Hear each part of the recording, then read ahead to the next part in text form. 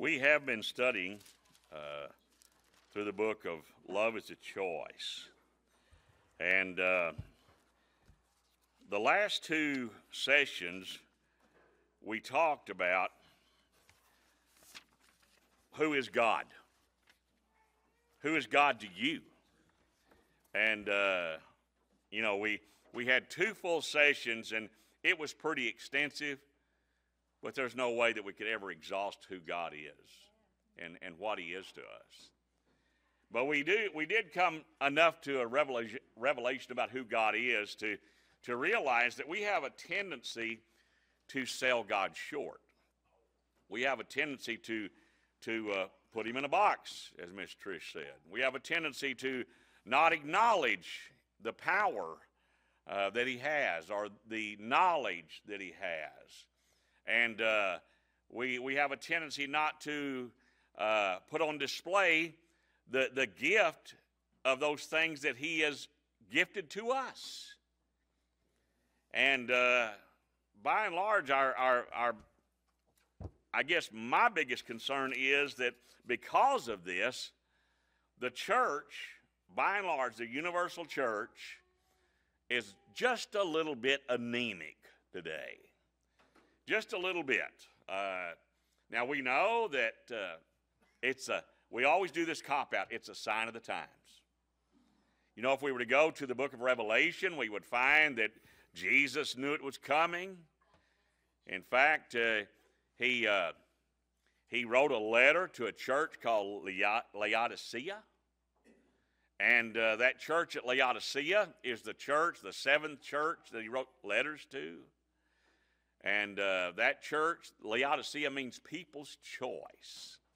You know, never before in the history of the church has the church been such a democracy and such a mess. You know, God never intended anything that he invested in to be a democracy. He wanted it to be a theocracy. And in fact, that's what, when he first chose that little handful of people out, which became the nation of Israel, that's what his intentions were, to create a people and to create a nation that would live under a theocracy. What is a theocracy? Everything is towards God and he's in control. Okay, God rules. Demo means people. Okay, so we're living under a rule where under a nation and under a time in our churches where the people rule.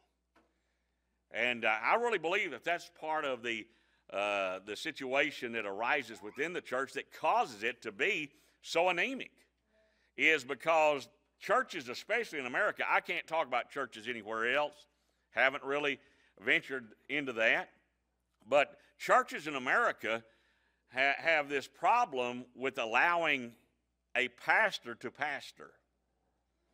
We have a built-in cynical type relationship with anybody who claims to be a spokesman for God, because in America, in this democracy, we're all spokesmen. We all have a right to a voice, and so I'm just saying. That's who we are, and Laodicea means people's choice, and you remember the condition of that church when Jesus wrote that letter. What did he say about them?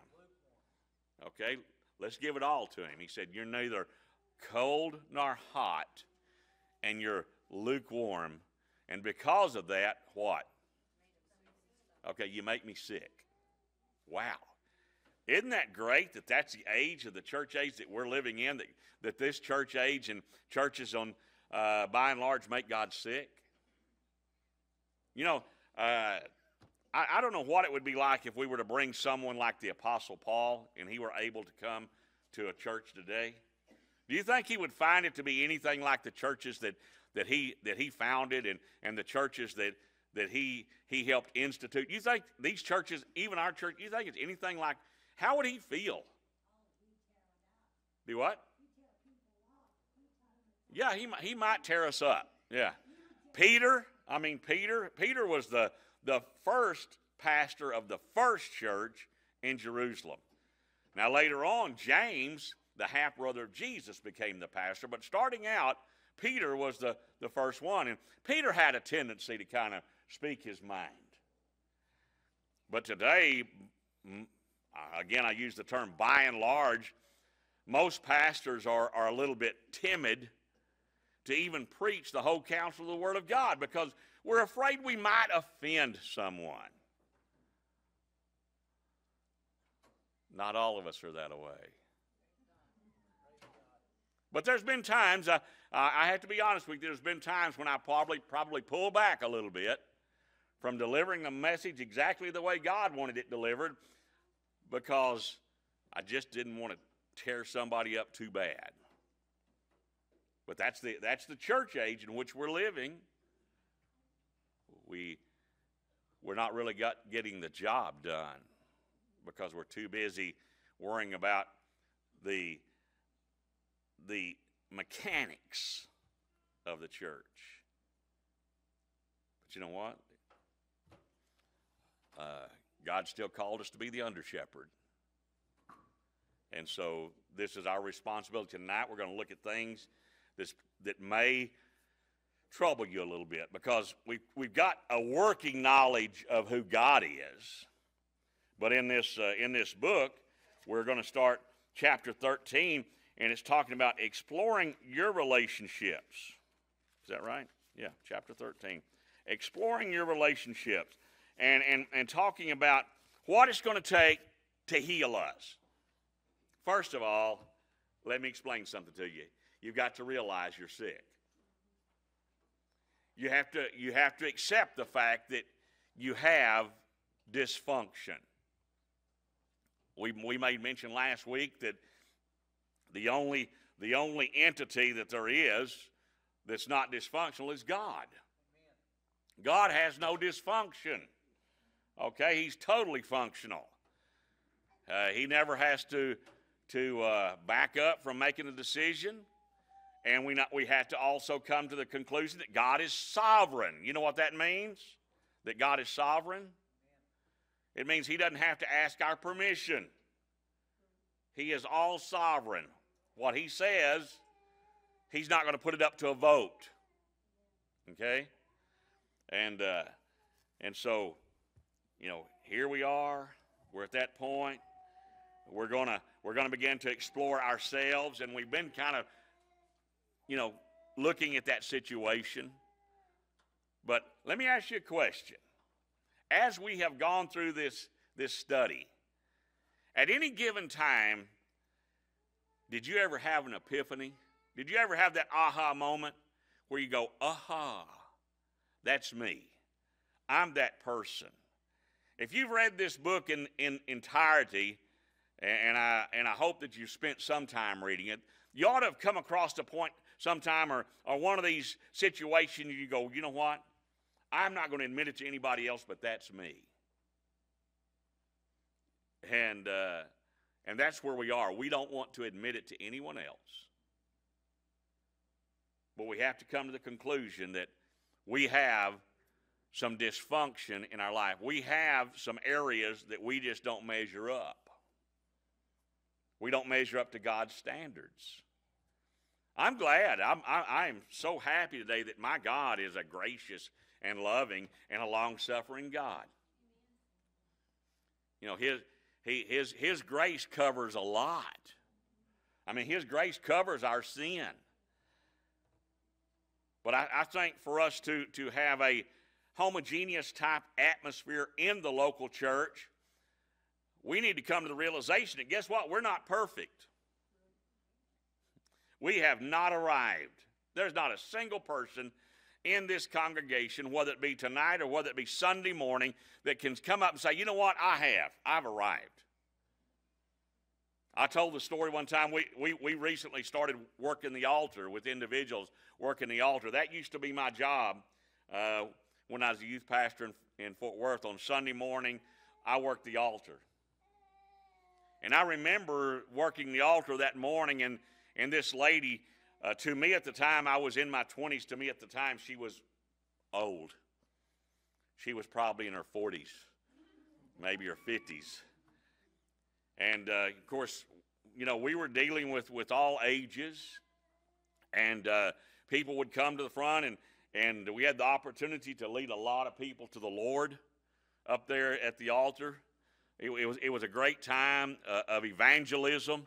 People were getting saved in great numbers, and I had watched this lady as the invitation was unfolding, and she came up and she came to me, and she came and she said, "I don't really know what I need to pray about." I said, "Well, let's kind of look at it and see, you know, is there something that's troubling you?" And she said, "Apparently." But she said, "I don't really know what it is." And I said, "Well, can I dig a little deeper? Is it maybe something that's going on in your life that maybe you might be a little bit crossways with God? Maybe there's some sin in your life." And she stepped back and she said, "Young man, I have not sinned in years." At that point, I wanted to check her and see if she was breathing. But you know what? I thought right then there's no way that I could possibly, or God could not even help her at that point. Because it's only when we come to the realization that, you know what, we fall short. You know, one of the things that we've been talking about, and I pray for daily, I pray for revival. I do. I pray for revival, and I pray that it starts here. It can start anywhere. I don't really care where it starts, but it needs to start.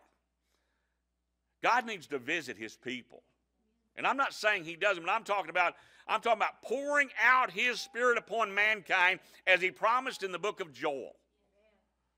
He said in those last days, in those latter days, I'm going to pour out my Spirit upon mankind, and I'm ready. I'm ready for God to pour out his Spirit upon mankind. But in order for him to pour out his Spirit, we've got to bring about a conducive atmosphere. We have to generate that atmosphere so that God can come in and do what he wants to do. And believe it or not, this whole study in Love is a Choice, that's where I've been working toward, is the fact that we have got to come to that place where we see ourselves as God sees us.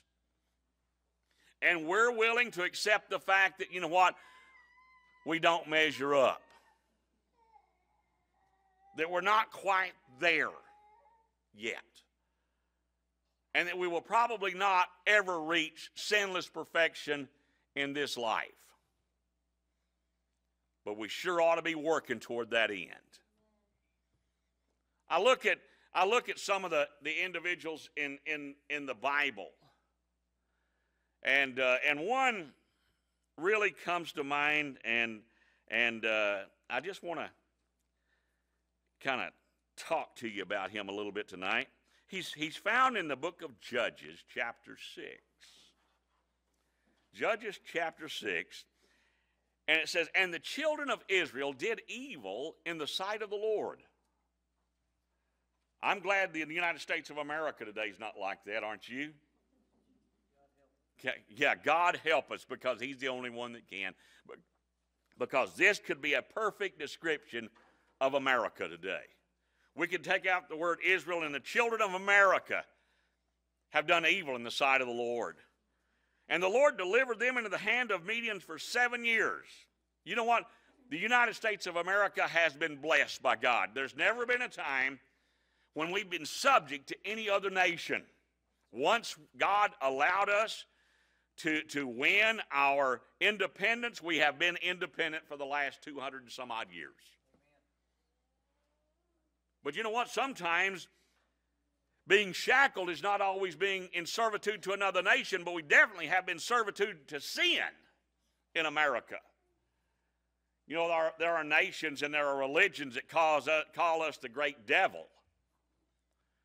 And they use examples from what comes out of Hollywood and what comes out of New York and what comes out of our magazines and across our television sets and all. You know what?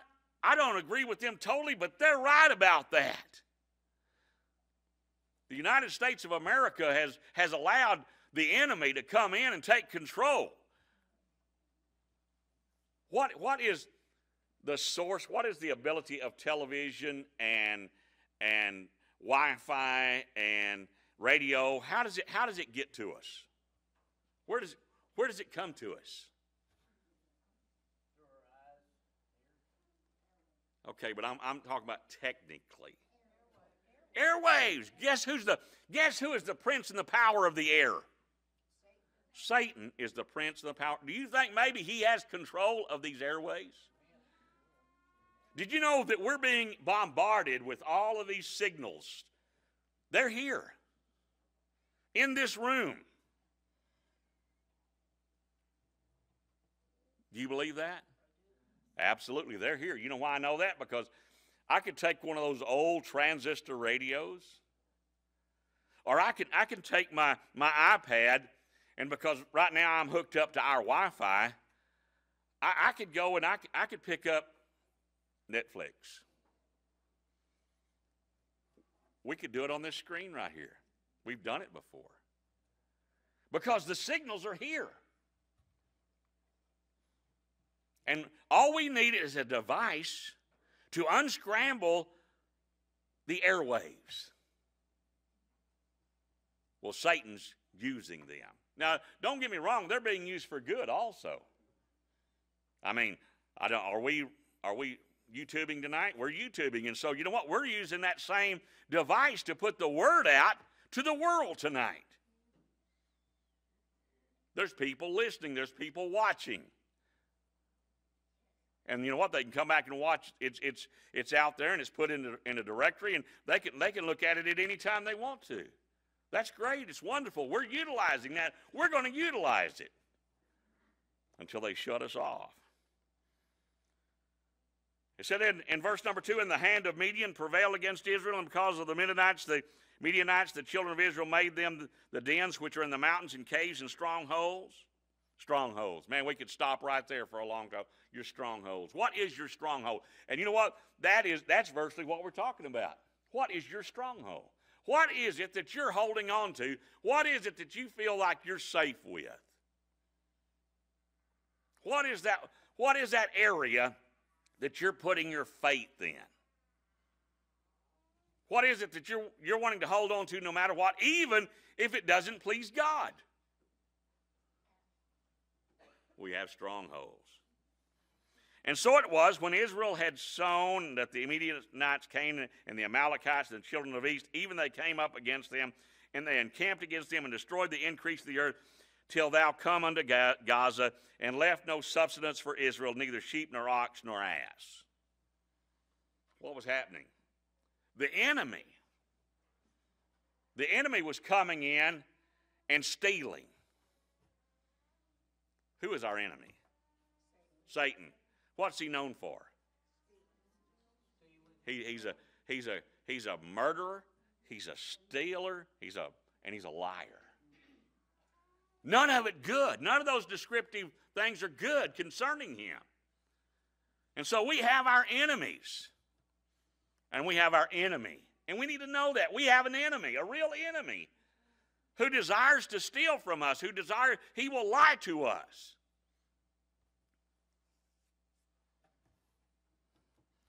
For they came up with their cattle and their tents, they came as grasshoppers from multitude.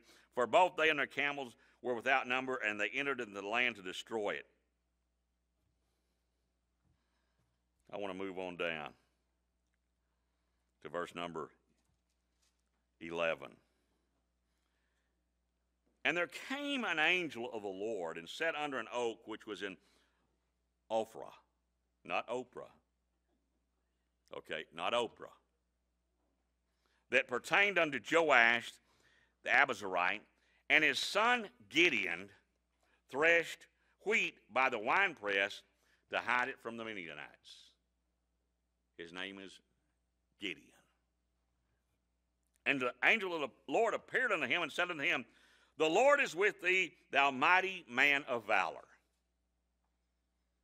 You know how I was this morning, today at lunch, I was having trouble remembering who he was, Gideon. All I could remember was he was a man of valor.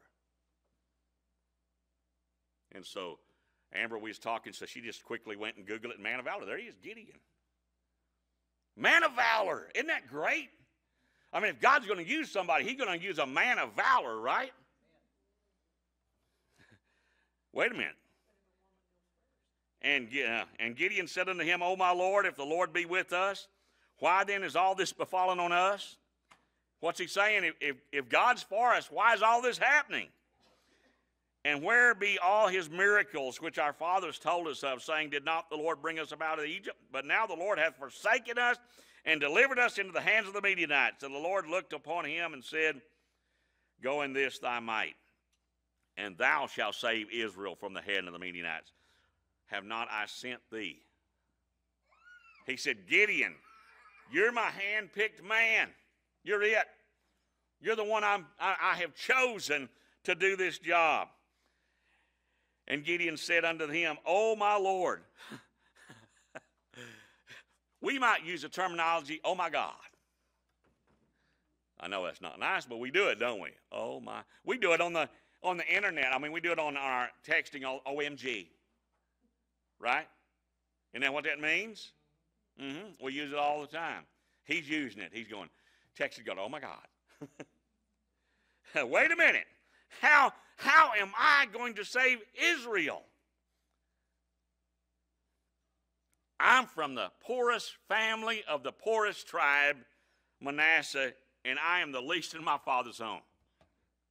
I am the least of the least of the least. I am nobody. How am I going to do this? Now, I want to place this before you tonight. Who are we? Who are we? Now, you may have an inflated opinion of yourself. You may think you're somebody. And you may think you have a real purpose in life. But you know what? One thing I kind of noted about Trinity is that we're a bunch of nobodies. There was a time, I'll be honest, there was a time when I prayed to God to give us the movers and shakers of Stanford and let us rock the world with them. You know what he did? He honored my prayer. I mean, we had the movers and shakers in Stanford, Texas that were part of this congregation. And you know what they did? They rocked our world. Do what? They robbed from us. They did a lot of things. They condemned us. They left us because they were not of us. They didn't believe the same things we believed. They believed that you run a church like you would any other business.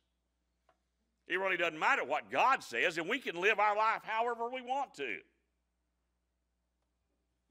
As long as we come to the church house and as long as we have those business meetings and as long as we vote, everything will be okay. One of the big problems that we had during those days was I was attempting to pastor this church to the best of my ability because God had given us a vision. And I don't have any doubt where that vision came from. I've never questioned the fact that God is the one who has led us in doing what we're doing now. It's easy to look back and say, whoa, yeah, I can see that, but I'll guarantee you there were some inquiring minds. There were some people going, what are you doing? What do you think you're doing? What are you trying to do here?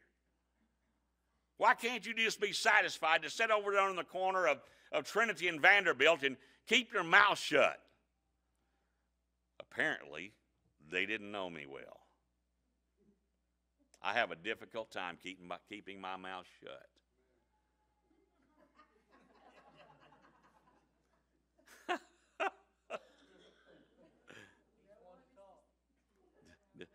Do what?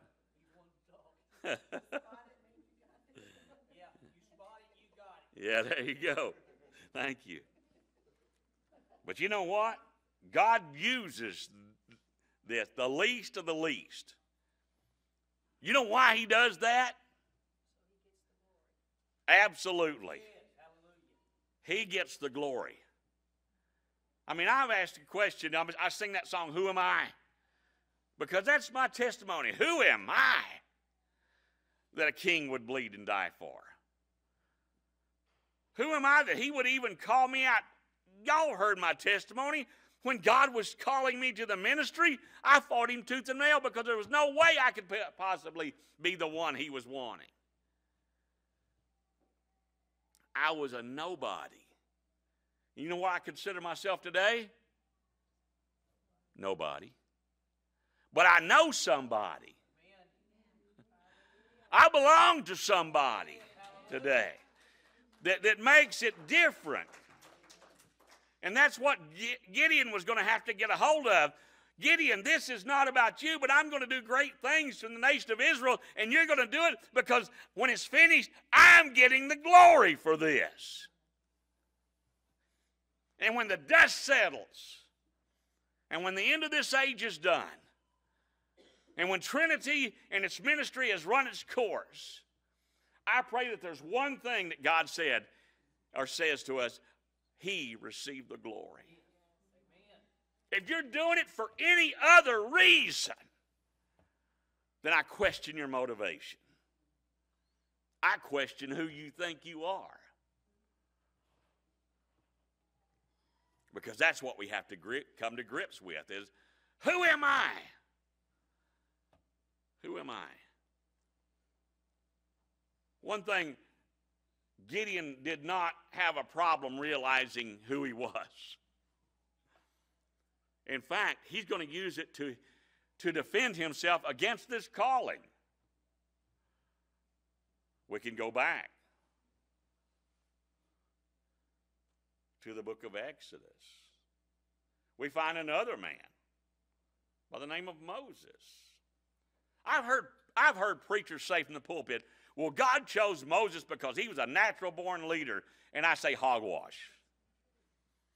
Moses was anything but a natural-born leader. Moses was a man who was handpicked from his birth to do a specific job and a particular job for God.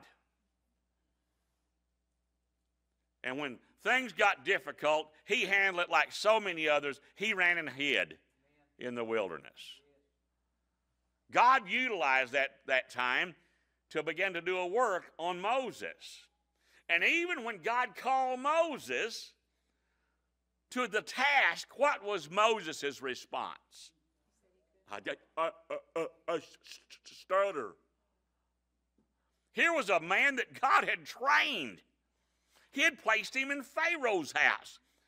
He'd had the greatest education, the greatest training. If there was any training for leadership, Moses had received it, and yet still he wasn't a leader. Still he was using excuses. Yeah. You know, we look at Saul of Tarsus. Now, here was a man that in his age, in the era in which he lived, he was living a life of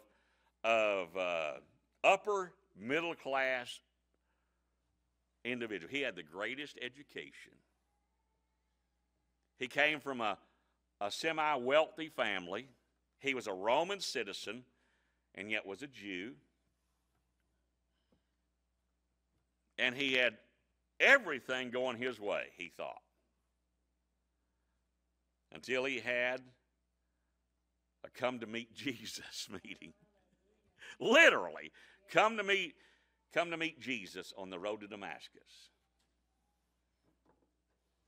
And virtually, his response was, wait a minute. Wait a minute. Not me. And God said, get up off the ground. I've got a job for you to do.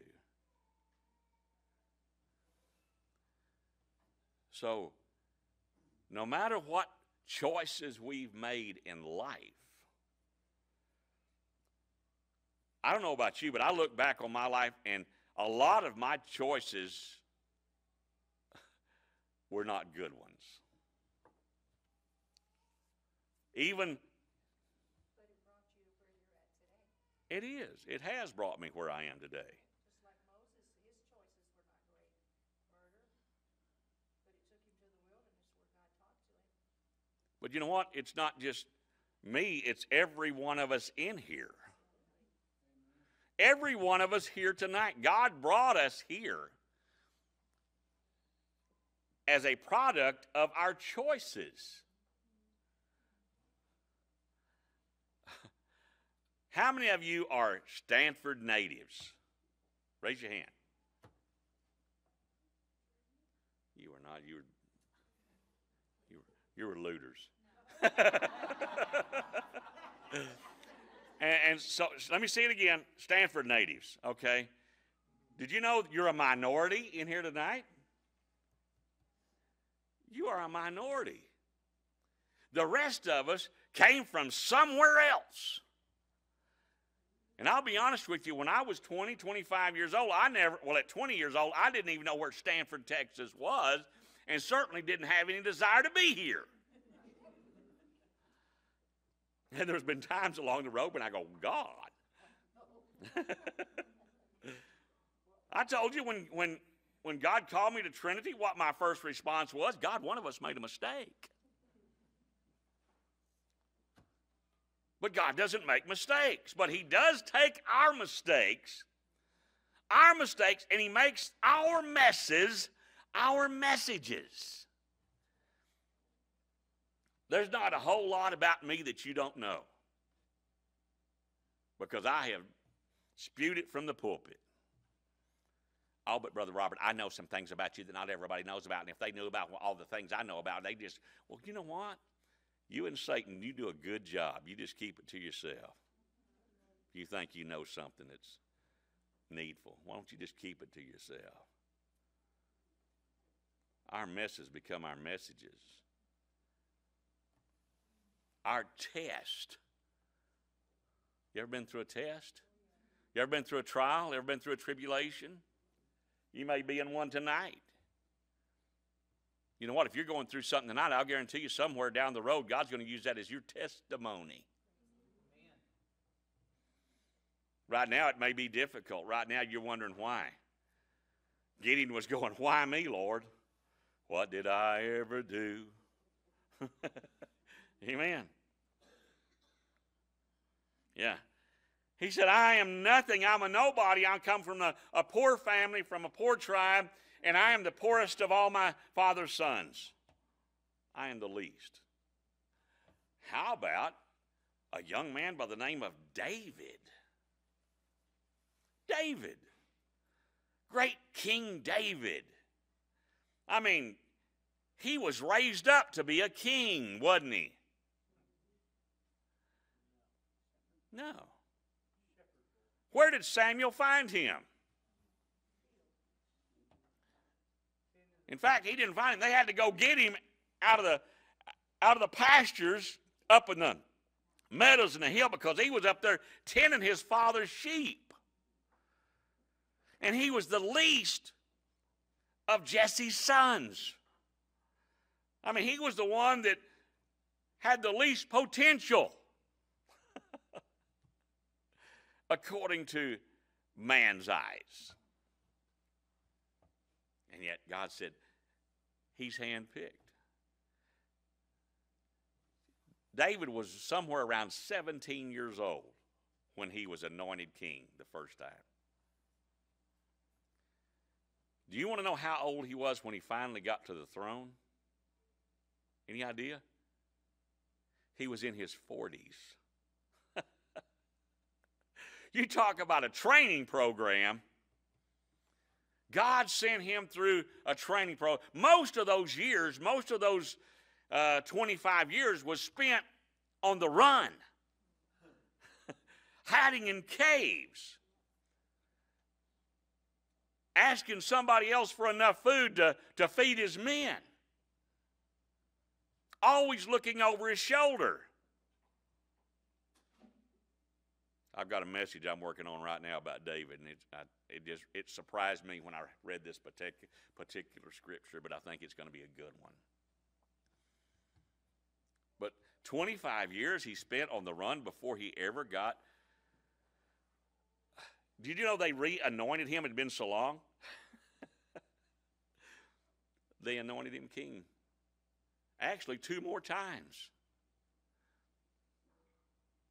before he actually took the throne.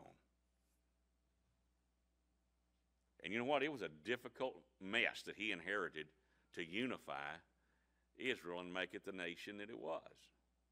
By the time his son took the throne, things were pretty well at rest. He inherited a kingdom that was ripe for his kind of leadership. You know what Solomon was not? He was not a fighter, exactly. He never fought a fight.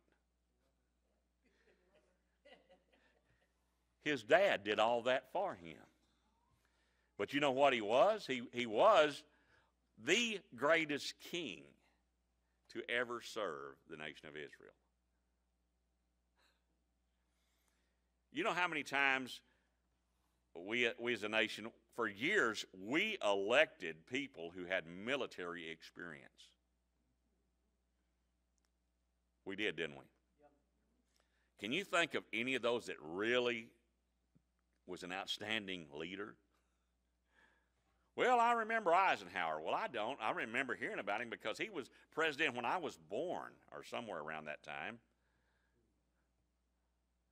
But really, to say anything that he did that was great just wasn't there. You know what? You know what David's greatest desire was? No. I mean, he wanted to build the temple. He wanted to build the temple so bad. He wanted to build God a temple, a dwelling place. He didn't. You know what he did do? He gathered all the building materials to get it done. Why didn't he build it if he had all the building materials? Exactly. God said no. Why not? You got bloody hands. He said, you got bloody hands.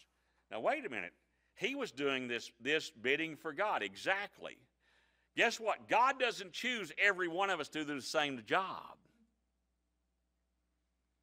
He chooses all of us to take care of a certain place in his ministry. Every one of us. Every one of us is a cog in the workings of God's ministry. Some of us are little cogs. Some of us are big cogs. Some of us are idler cogs. Any of you do any mechanic and you know there's idler pulleys on your vehicles. What does an idler pulley do? Generates tension. Doesn't it? Yeah. Generates tension. Okay. Which is not always a bad thing. But we all have a place. What did Gideon do?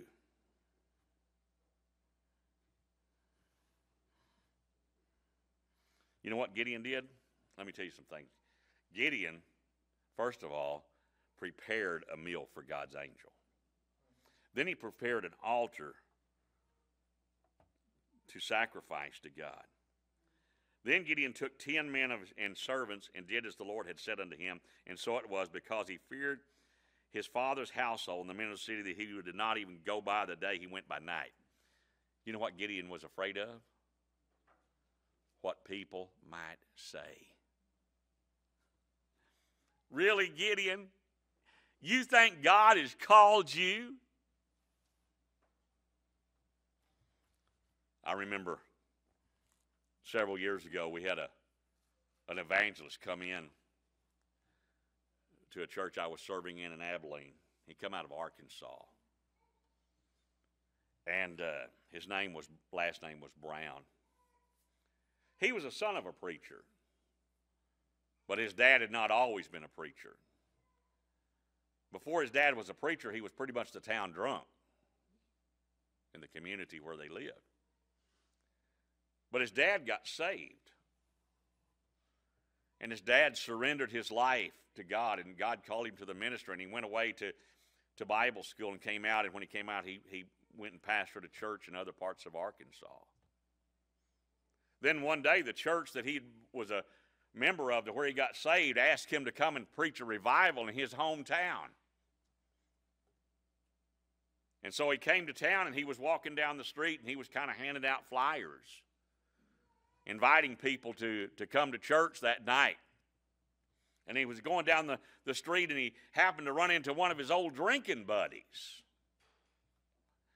And he said, what you got going on there, Brown? He said, well, I want to invite you to come out to the church tonight. He said, I'm preaching down there tonight. And the guy said, what?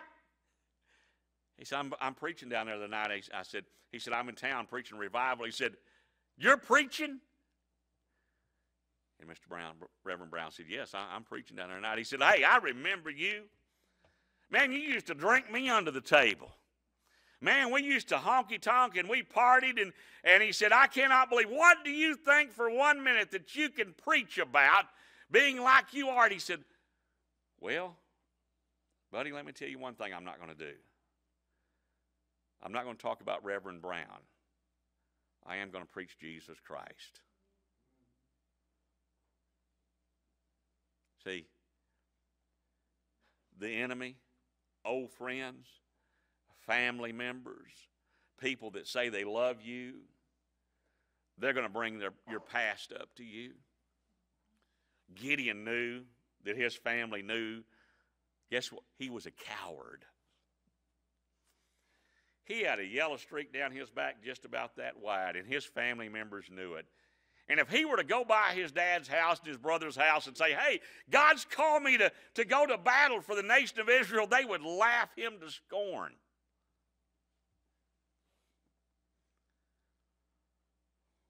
The other night, I graduated from, everybody knows, graduated from Kermit High School, and there's a, like you have a Bulldog Nation here, well, they have a Kermit Memories, and I'm a member of that group. And the other night, somebody posted on there, they said, you know what is amazing to me? It amazes me that as many of us that grew up and graduated from Kermit High School, and the firebrands that we were, and the little hellraisers that we were, how many of us are now in the ministry? I think God knew what he was doing.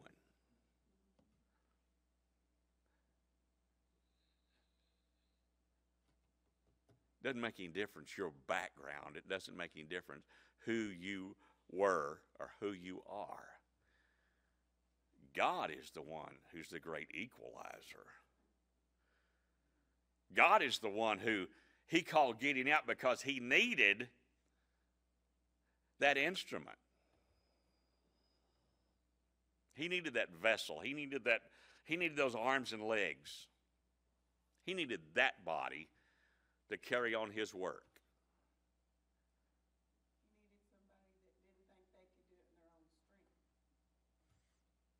Absolutely. You know what? There were so many of us surrendering to God and surrendering to the ministry back in the 70s that it almost became a fad. In the churches, I mean, young people were surrendering to the ministry. But you know what? You can almost go back and go, that one never made it. That one never stayed in the ministry. You know why? Because they got on board because it was the fashionable thing to do. You know what? Serving God should never be fashionable. Because if we're really serving God, you're in a battle. It's not a fashion statement. God takes the least of those. David was the least. Gideon was the least. Moses was a slave. He takes the least. My advice has always been, every young person who's ever come to me in my 40 some odd years in the ministry and said, I think God's calling me to the ministry, my advice has always been to them, if you can do anything else and be happy, you go do it.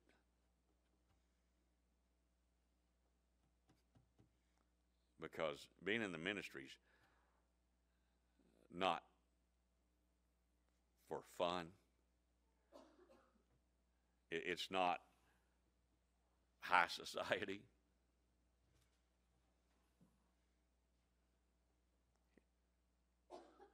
It takes a lot of commitment, dedication, and you better have a good family behind you that understands what you're trying to do for God and what God's called you to. Because they're the ones that pay the price. How many preachers' kids not only evade the ministry, but they don't even go to church anymore? You want to know why? It's not always that the preacher and the preacher's wife's bad people, but they have seen what churches do. They know what church members do. And they know that the birthdays and the Thanksgivings that their daddy wasn't there because he was out ministering to somebody else who had a need.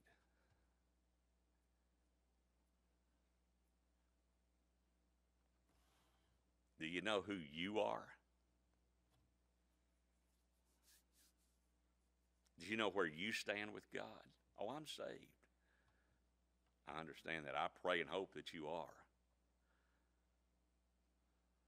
But let me ask you this. If God's calling you to a particular calling tonight, can you do it? Will you do it? Will you surrender to Him? Will you allow Him to use you? A lot of it's going to be thankless work. Not everybody's going to pat you on the back. And not all ministry, components of the ministry, is up here standing behind a pulpit. Are you willing to pay the cost? Pay the price?